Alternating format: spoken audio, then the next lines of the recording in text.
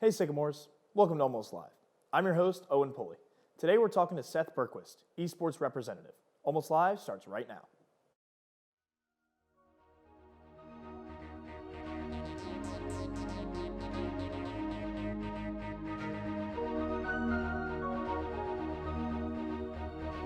Five, 4, 3, 2, 1.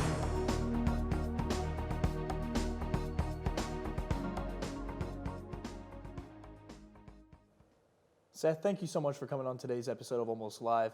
Tell us a little bit about yourself. Well, I'm Seth Berquist. I'm on the Rocket League team here at Indiana State University. I'm also the program director at campus radio station WZIS, as well as photographer, graphic designer, all sorts of student media things here. So you've had your hand in kind of multiple cookie jars all around student media, but tell us a little bit more about esports at ISU.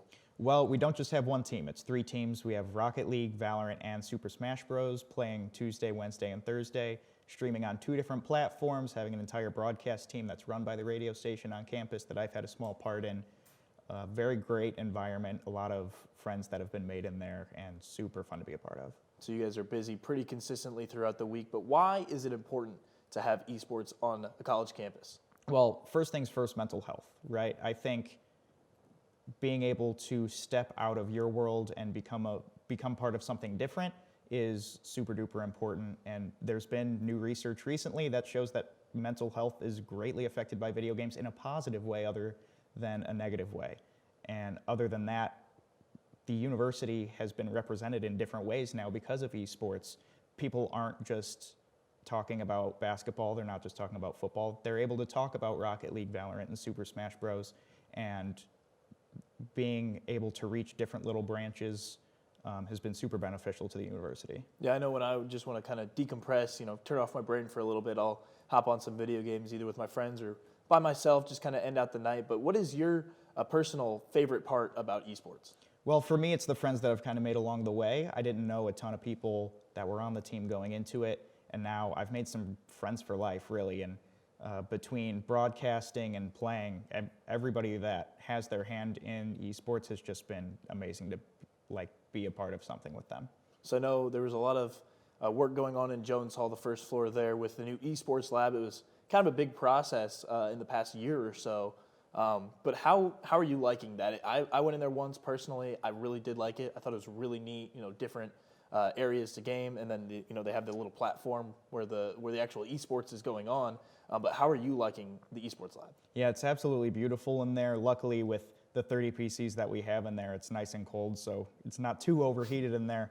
Also, a bit of a tech nerd, I like that it's kind of faster internet speeds, and you're able to play the game like the way it was meant to be played, other than using some Wi-Fi that you have at home that sometimes can be finicky. Also, just being able to play with your friends, like I said before, has been fantastic. Also, if you forget a controller, a cable, a headset, they have extra of those on standby. You can just say, hey, I need to check one of those out. Also, it's not just PCs in there.